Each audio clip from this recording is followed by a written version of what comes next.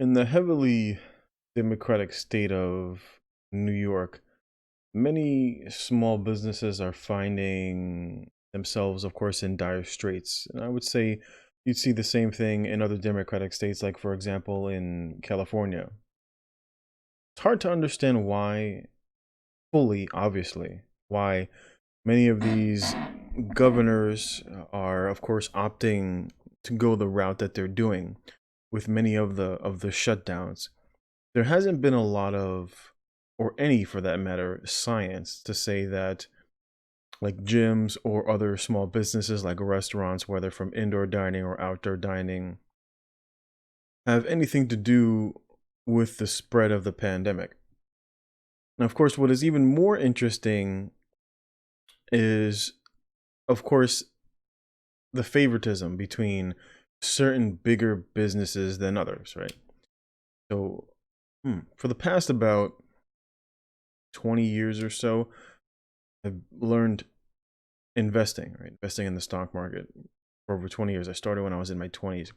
And of course, I've always seen a lot of manipulation within the stock market. It's very obvious that if most people who are familiar with the stock market knows that just about in many of the things here in America that there is, of course, manipulation within the market, which is why for quite some time now, there's been a understanding that the market, Main Street, there's Main Street, and then of course you've got Wall Street, right? Two very different economies in essence.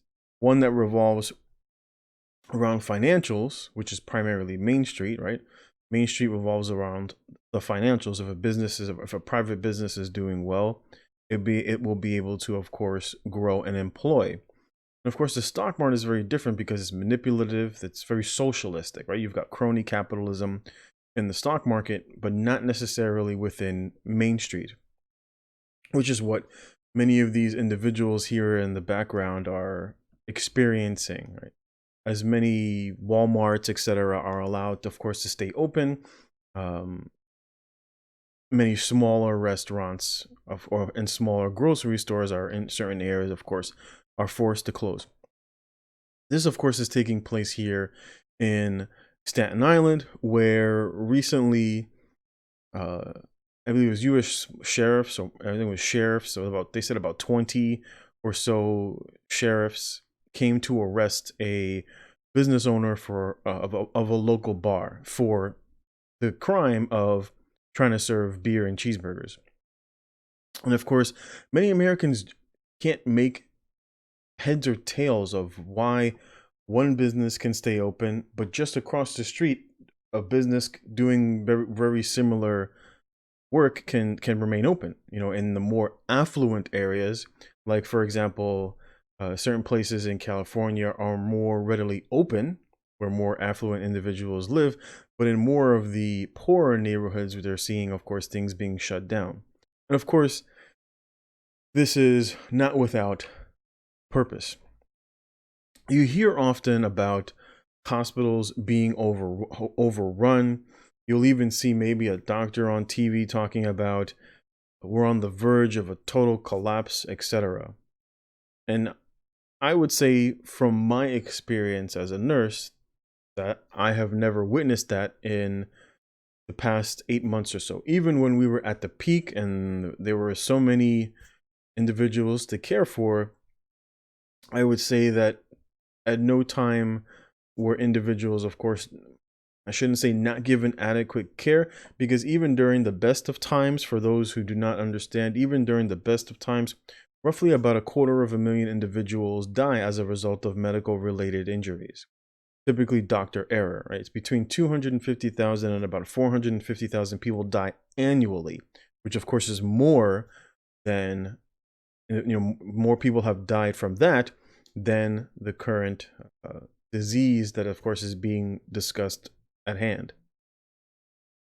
So for those who are so concerned, I would imagine that there would be more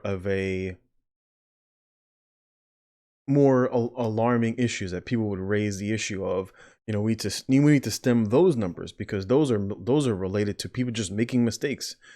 Doctors writing wrong orders, or assessing patients too late or wrongfully assessing a patient inappropriately. And then, of course, the patient, of course, declines and then loses his life as a result of medical error. Looking at this video, you're going to see what I think is more related to the collapse of the country. There's probably multiple factions that are currently warring for power. You're seeing, obviously things going on with Donald Trump. You're seeing things at the local level between certain Democratic cities, like, for example, here in New York, or of course across in places like California, or in places like Chicago, Washington. You're seeing basically a vying of power. Different groups are vying for power. And then, of course, you have Donald Trump, and then you have Republicans, certain Republicans, of course, that are more like Democrats than they are necessarily Republicans. And then you have very silent Republicans. So there's a very odd dynamic of what is going on currently in terms of, is everything related to just the virus? And so I just wanted to take a look. I've watched this video, and it's interesting to see from the small business owner's viewpoint. Many people will say they've got to understand that there's a virus and the government just needs to give them some money. But if you've actually been paying attention to where a lot of the money has been going, a lot of the money in terms of stimulus that was designed to go to the people, if you've actually looked at any research, most of it has gone to fraud. Just in Washington state alone, $650 million was lost. That was supposed to go to the people was lost due to fraud. In California alone, just in the number of individuals in jail who received stimulus was over 150 million people who were on death row in California alone. Just that one instance.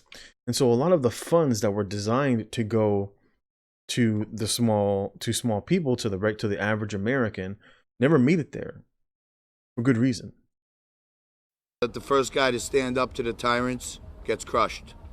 De Blasio and now Cuomo have told the people of Staten Island, New York City, and the country that if you speak up to the emperor, you get crushed.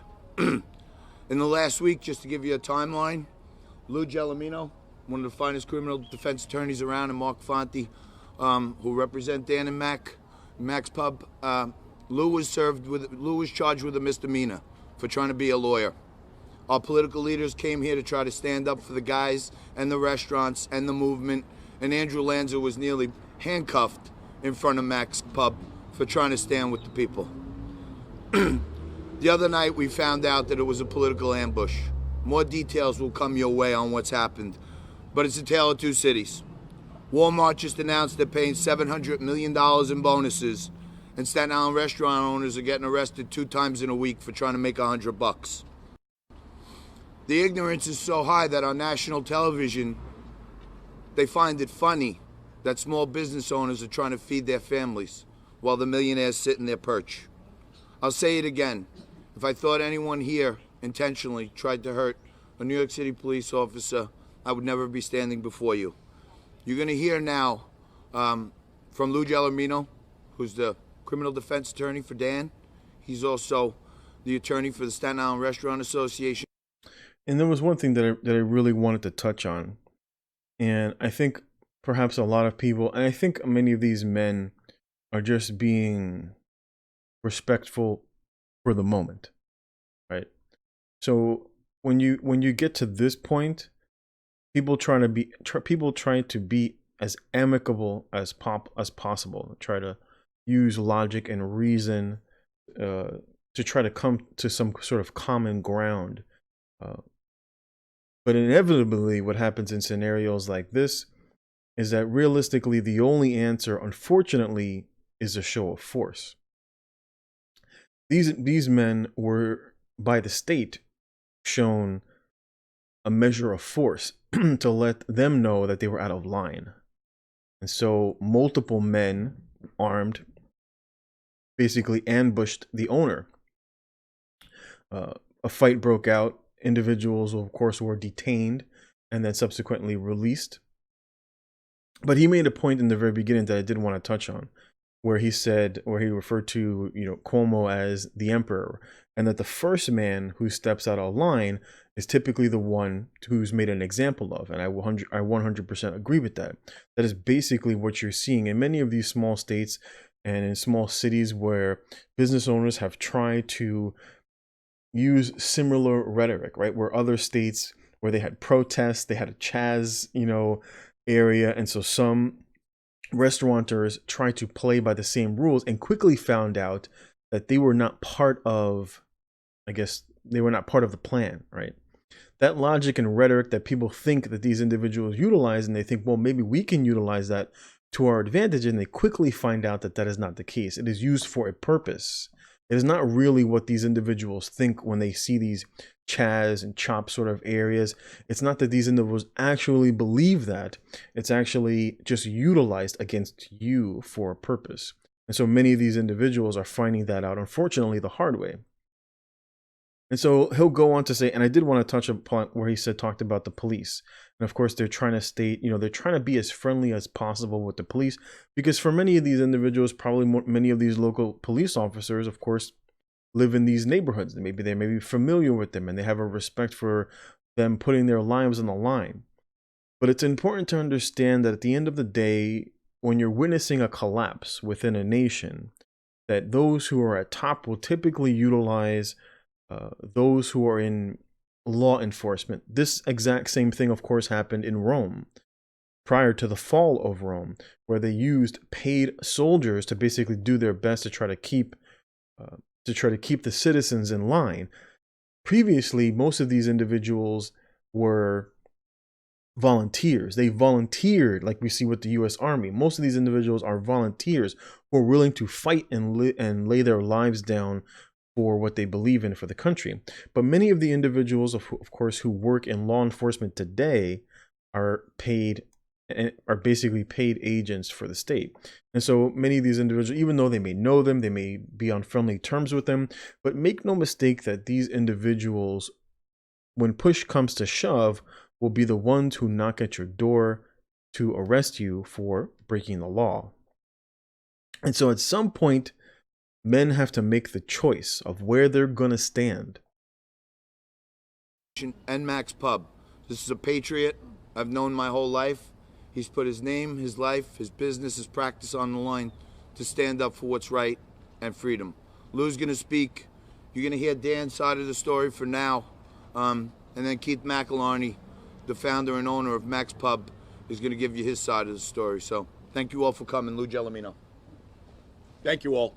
Myself, Lou Gelomino, and my partner, Mark Fonte, are representing Dan in his criminal matter and also Max Public House in their civil matters against the city. We've been standing up for small restaurant owners and small business owners in this city for the last 9 months, and we will continue to do so. Today, Dan is going to make a very, very short statement regarding his situation. Then Keith is going to make a statement regarding the pub, and then I will ask and take any questions for a short period of time. Thank you. Dan? I have nothing but respect for the NYPD and other law enforcement. I think when you find at the end of the investigation, you will find that I did nothing wrong. And I have nothing but respect for NYPD and other law enforcement. Thanks for coming out today. And again, you hear that same sort of rhetoric trying to bridge the gap, trying to get police officers to realize that you're citizens just like us. We're on the same side. You're supposed to work for the people. We have nothing but respect for the work that you do. But again, I have no doubt moving forward that this, of course, will change rather quickly. So these are the restaurant owners. Morning. I'm Keith McElharney, a lifelong Staten Islander. I have a fiance and 3 kids. We are a regular blue-collar family. Like every Irish kid, all I ever dreamed was opening my own pub. While other people were dreaming of being firemen or police officers, I always dreamed of being a bar owner. We worked hard pouring in our life savings, and after 3 months, we got shut down by an arbitrary set of rules. I respect COVID, I don't respect the corruption, overreach, and arbitrary color zones that are killing all my friends' establishments here and across the country. The fact we are all come out here today, you will find that we are here because of Cuomo and de Blasio trying to crush the little man, who dare to speak up. Many people's families continue to be hurt by the tyranny, and my prayers are with you with them all. But I will leave you with this. Political ambush will be figured out by our great attorneys. But as the owner, and just a family man following the stream, this governor and mayor are not going to take my best friend and my pub. Out of respect to law and order, we will take the next few days to regroup. But I can assure the fight to reopen Mac's Public House and for the rest of small business owners will continue. The dream lives on. Thank you. Why did you say something? Community activist Scott Lebedo. This is a big fight, people. This is a huge fight, and it's about the emperor, like John said, squashing the little man. It's not fair. Yes, the situation is ugly, but it is not fair what's happening to the small businesses. And I'm going to tell you right now, the famous lines of Captain Perry in the Battle of Lake Erie. Men, do not give up the ship, and we will not give up this ship. Lou, question if I may. First, I want to tell everybody I didn't use the word great when writing that to describe his attorneys, but thank you. Okay. Yeah. Good question. With Danny's situation. Yes.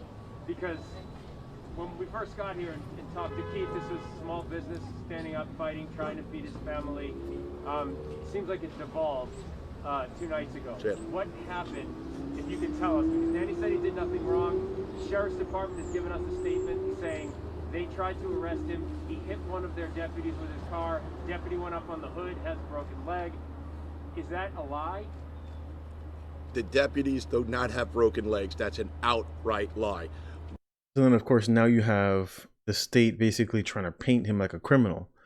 And of course, this will be leveraged against him to some extent in court. They try to paint him in a negative light. And this is for the purpose, of course, painting him in a negative light for his community. And say, look what he did to your fellow police officers, to a person who puts his life on the line. And of course, this sort of rhetoric is typically utilized when you're actually watching the state close in on an individual who's basically getting out of line. One of the deputies injured his ankle. Either he tore a ligament or something. We still don't know the extent. But the fact that they lied and went out on a press release to all of you saying that he broke his legs is an outrageous, outright lie, completely confirmed. So what happened? Did Danny hit him with a car? All I can tell you is this. We have an investigation going on. We have 80% of it on video. Within the 4 minutes of Danny leaving this place, and from the time he was hauled away was 4 minutes, we have video of the end of it, almost 80% of it. At no time was there an ambulance on scene. At no time can you see an officer injured. They had 15 unmarked police cars that came in, not police cars, let me rephrase that, sheriff's deputies, unmarked cars. They came in, swept Danny away in 4 minutes like he was Osama bin Laden in a CIA Black Ops, and in 4 minutes you see nothing else on the scene. Not an officer, not a sheriff's deputy interviewing witnesses, not an ambulance, not an officer down. Ambulances never came to the scene. In 4 minutes, he walked and the scene was completely cleaned up, like this was some type of CI Black Op operation. The answer is why. Why'd they do this? Over cheeseburgers? That's what it seems. It's over cheeseburgers and beer. Why would they do this? I have no idea. You know why they did this? Because they're not trained. In my life, NYPD makes arrests in this city when it comes to criminality. NYPD was not involved in this in the slightest. They want no part of it, either do the state troopers. So you see a lot of these individuals have a hard time understanding. They don't understand why would the state do this? Why would Cuomo and de Blasio do this? And of course, there is a much bigger agenda here that probably has yet to reveal itself, that many Americans are probably quite ignorant about. You know, and I was saying this to one of the respiratory therapists, you know, I was looking up the numbers on the CDC website. in terms of flu cases, both last year and, of course, currently this year. And the CDC had said that there has been so few mentions of the flu that it's not even worth mentioning in the data. I think the data showed that 0.1% of cases were related, in terms of respiratory disease, was related to the flu.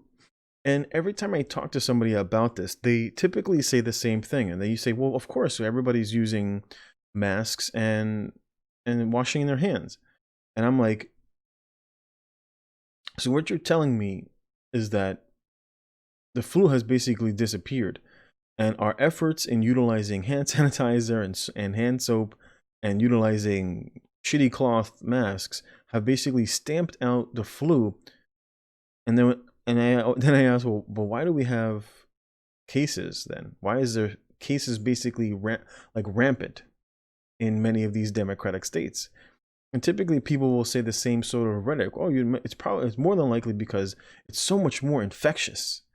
And it's just like so very difficult for people to understand that, just like a magician will show you what they want you to see so that what's really going on you don't see. And that's basically what's going on now.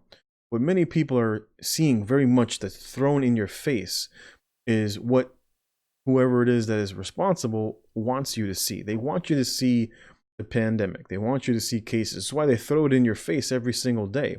And of course, anybody who says anything to the contrary will either be, made fun of, mocked, humiliated, removed from whatever position there is. There's been numerous doctors and other whistleblowers throughout the months that have basically been utilized and said that these people are quacks and you shouldn't listen to them. Every time Donald Trump had said anything related to the pandemic, that it was being blown out of proportion. They painted him as a murderer. Even Governor Cuomo, who was responsible for the deaths of so many nursing home patients by his choice to send these nursing home patients, always points back to Donald Trump and puts the blame on him for literally every single death, he says, in New York is as a result of President Trump. And many other Democratic individuals who live here probably feel very similarly, even though there was absolutely nothing that he was responsible for. Cuomo was the one who was responsible for shutting down the state, enacting laws and policies for the preservation of life. And of course, many of the choices that he made were terrible. They were indicative of someone who is ignorant, has no idea what he was doing. If that's really what his outcome was, I really don't think that Cuomo is that stupid to unknowingly send nursing home patients who are infected back to the nursing home. I really don't think anybody is that stupid, especially with the amount of resources that he has access to think that sending infected patients back to the nursing home would not result in more death. The officers could have just approached him in front of the place the night before when he got arrested, or 2 nights before. Then he put out his hands and said, "Arrest me." I can tell you that's not the way it was effectuated here. It happened 2 blocks away, not in front of this building, on a dark street, where 2 big burly officers came out between a parked car from behind him and yelled, "Presti, hey Presti," and started running at him. That's what started the whole set of events. It wasn't 2 officers in uniforms waving their badges in front of him saying, "Hey, can we talk to you?" That's what started the whole events. And that's pretty much all on tape.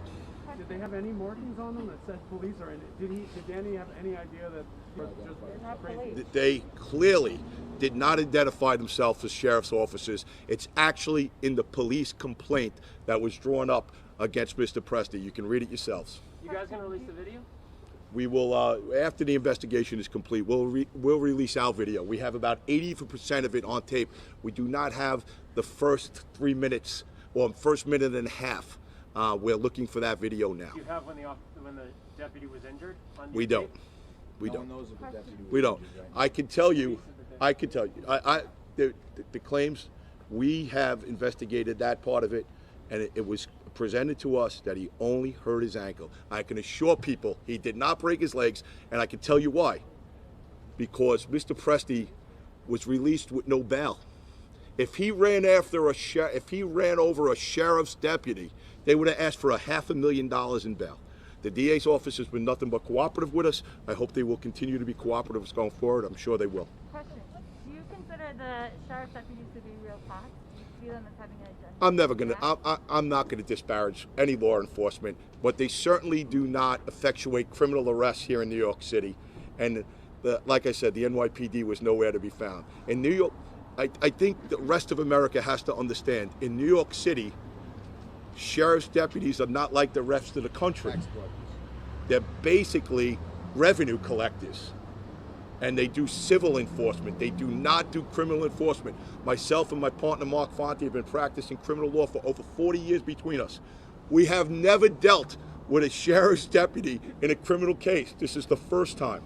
Do you think they have an agenda against Max? I think you can answer that question yourself. And so you see other parts of law enforcement are being utilized within the state to do jobs that they normally don't do. And so this shows obvious corruption that's going on within the local municipality, within the local government. You're seeing openly corruption. Well, I think out of respect for law and order and the respect for the fellow restaurant owners and small business anywhere, we're going to take a step back for a couple of days, regroup, and consider our options. But I certainly... And he's probably doing this from a lawyer perspective. But realistically speaking, under circumstances like this is where you press even harder. I'll tell you this, Danny and Keith are not giving up the fight on behalf of small business owners and Max Public House to reopen. Can you talk to us about what happened before he left? So there's video that came out of Friday night, people inside the pub, not wearing masks, not social distancing. Talk to us about that. And of course, this is typically the same rhetoric that is utilized by the media. The media is obviously just basically an extension of the state. The media, especially nowadays, does not actually do any sort of investigation. They don't actually try to search out the facts. The media is just an extension of the state. Media has been long corrupted, just like science, just like much of what is going on in the field of science. The media just basically utilizes, because when you look at other governors, especially when you look at other governors, there's been numerous governors who have enacted certain policies, like, for example, no outdoor dining or indoor dining, and immediately have been caught breaking those exact same rules that they enact for the people. And no one talks about, why were you doing X, Y, and Z? And then they typically come out with some sort of an apology, and then that's basically the end of it. That was one of the reasons why they showed up. Oh, Friday night, this didn't happen Friday night, it happened Saturday night. Right. Friday night, there were a bunch of people that wanted. So as you can see, what she's referring to, this is exactly why I say that the media doesn't even do any sort of journalism, because she doesn't even get the simple details of knowing when did the incident take place. Celebrate the fact that Danny was released by so the who, what, wheres of journalism have just basically gone out the window. Prison. They came in, they were served, they were served food, there was drinking going on. You do not have to wear a mask in a restaurant. Maybe there was some lack of social distance and exuberance, but that's no reason to come in and send a hit squad of 20. And that's basically true, right? You've never seen people inside the restaurant who are basically eating wearing a mask. I mean, I was doing food shopping just the other day and peeked into my local bar. And of course, they were not as packed as they normally are, but everybody in there is not wearing a mask, and it's just silly. If there really was this sort of pandemic going on, you wouldn't see that. People wouldn't be willing to engage in those sort of activities because they know that they would be putting themselves at risk. And even the same thing outside, you literally have, I mean, it's so stupid. You literally have people creating boxes on the street here in Manhattan for people to sit in. And the government says you can't be in this box, but you can be in this box. It's so fucking stupid. 20 unmarked cars to zoom him away in 3 minutes like he's Osama bin Laden. This was brought up on Saturday Night Live by Colin Jones and I'm not gonna answer that. I think Mr. Tobacco should answer that. He's as a community activist. You know, I'm not part of the legal team. I'm just someone who's concerned about watching our rights and freedoms get taken away from us. That's why I became friends with these guys. That's why I've been supporting them. And I kind of almost feel like, you know, the ignorance level is so high now that you have mega millionaires who are on the national spotlight, like the folks on Saturday Night Live. And instead of making fun of their friends and the local business owners who are broke and crushed and bankrupt, instead of coming down here as fellow Staten Islanders and standing up for them and bringing a positive light to this thing, what they want to do is go on national TV and try to humiliate the little man when he's down. And to me, that's quite disgusting. And as I mentioned before, my dad was a member of the NYPD. The king of Staten Island's dad was a proud fireman and a great friend of mine. And I saw Staten Islanders heavily come out and support him, his mom, his family, and everyone else in a time of need after 9/11 when I cried for his father. So when I hear stuff like this, it hits me emotionally when I think, wow, if you came out of your perch in your affluent neighborhood and came down here and told the liberal left this is a good thing because it's about our freedom and liberty, we probably wouldn't be standing here today talking about a political prisoner who was the victim of, in my view, a political ambush by the king and his henchmen. And a support plan tonight. We're hearing about a march, right? We don't know about tonight. Right now, the guys are going to take a couple of minutes, step back, see what the next move is. What we do know is there's support everywhere. And when the emperor really wants to paint you badly, they try to kill your support with your own people. How do you do that? You paint them as a criminal. So you. And that was a very good point that he brings out. The tactics that you're watching are the exact tactic that you would utilize when you're basically watching corruption. The easiest way to do that is, of course, to make the people look bad, to paint them as enemies, to make them enemies of the state, to get law enforcement against them so that the other people are start to question, well, should I be supporting this individual? They're saying he's a criminal. Should I really get involved? Do I really want to go to distance for someone who is being painted as a criminal? And that's, of course, how you create dissension among the people for the purpose of breaking them up. This is exactly why you've seen over the past several months with the whole BLM, putting black people against white people, Hispanics and blacks against whites. It's for a purpose. Have you seen, BLM after the election? No, for the most part, they've disappeared. But what you have noticed is that, of course, what it has done is, of course, it's pit fear against individuals. And this is exactly the purpose of the pandemic.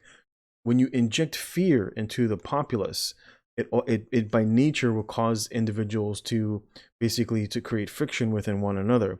That's why here there was a big push and a lot of fear mongering between the locals and, of course, the Hasidic Jews, where Cuomo and both de Blasio on a regular basis were basically pointing back to the Hasidic Jews and then saying to the community, well, we need to shut down your area because the Hasidic Jews are basically getting out of line because they're basically not paying attention to the law. And so your businesses get shut down, your kids get forced into social distance learning, and of course you have more restrictions on your neighborhoods. And then they point over to the Hasidic Jews and they say, well, if you want basically your freedom back, well, then you need to get these people in line. And these are tactics that tyrants utilize when they're trying to basically seize authority over people. Watching it right before your eyes, folks, and you're going to find out that what you're seeing here in Staten Island, New York, is not America. I'm going to address tonight, again, out of respect for the heat, out of respect for law enforcement and what's been going on. The organizers of the march have canceled it, and that was out of complete respect for law and order and what's been happening. And I'm going to address Saturday Night Live just a little bit. I just want everybody to know we had 2,000 people here in a peaceful, respectful rally. They actually cleaned up when they left. We had 50 to 100 people cleaning up the street when we left. Maybe Saturday Night Live should be mocking the people that looted and rioted and destroyed our great city of Manhattan and the rest of the great cities in this country. And again, that is for a reason. It wasn't just people just going out and looting for the sake of it. I mean, probably some of them were, but there's always got to be someone there to fan the flames, right? There's always someone who is orchestrating the controlled madness. Anybody else? Yeah, what do you think about other restaurant owners joining Danny's call to serve people inside and actually serving folks inside at this point? Well, you know, restaurant owners are frustrated and angry. I certainly support whatever decision they make, but I think each individual restaurant should make that on their own. I really wanted to hear what Danny said. You couldn't hear it. Yeah, we couldn't hear it. That truck was going by when Dan. So if we'll make Danny make his statement one more time, and then I'll answer a couple more questions. That's it. Wrap it up. That's it. Thanks, Danny. Thanks for coming, everyone. I have nothing but the utmost respect for the NYPD and law enforcement. I think when the investigation is complete, you're going to find out that I did nothing wrong. Again, we're just giving some time with the investigation, and that's why I'm referring all questions to the lawyer. Thanks. More than likely, this poor guy's gonna get railroaded. So, Lou, you taking a step back, considering the options for the bar? Yes. Then you're closing it for today into the next. The bar will be closed for the next couple days. Again, out of respect for law enforcement. We appreciate the support from everybody, but out of respect for law enforcement, law and order, at least for a couple days, and then we'll regroup. But we don't intend to give up the fight at all. And of course, they're trying to do this, you know, to kind of make nice. Let's see if they'll back off. Maybe they'll be nicer to us. Doesn't work that way. These men will find out the hard way. COVID rates. So you're in an orange zone, and this is an effort to control rising cases of the coronavirus. That this is what it's about, and that the bars comply with the regulations that set forth by the state. What is your response to that? Well, my response to that is very simple. If we can go a block and a half and get a cheeseburger, this place should be open. If you can show me science,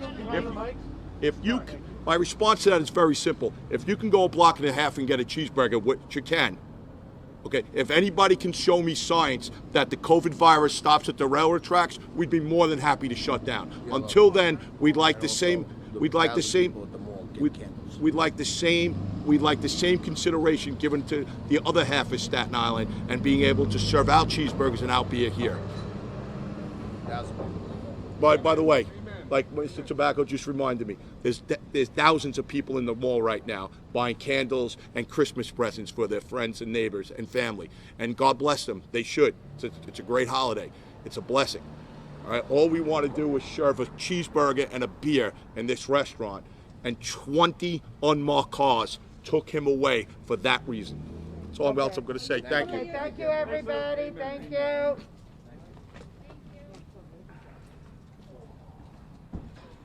And it's unfortunate. I think there was the exact same occurrence that happened with another woman out in California, and she literally was having like a rally by her business because her business was forced to be shut down.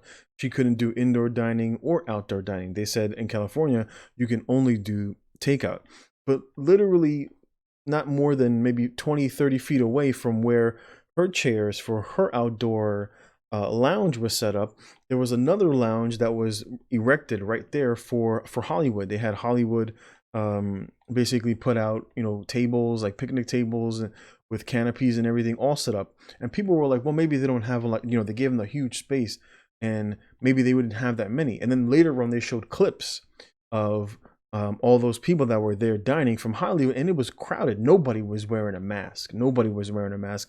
And there were crowds of people there who were basically there for filming. And of course she goes, well, why am I shut down? But this is why, but they're completely open. Why is what I do, you know, my restaurant being shut down? But of course, these individuals are not having their businesses shut down. And like I've said, the more that you put up with it, the more of it that you will get.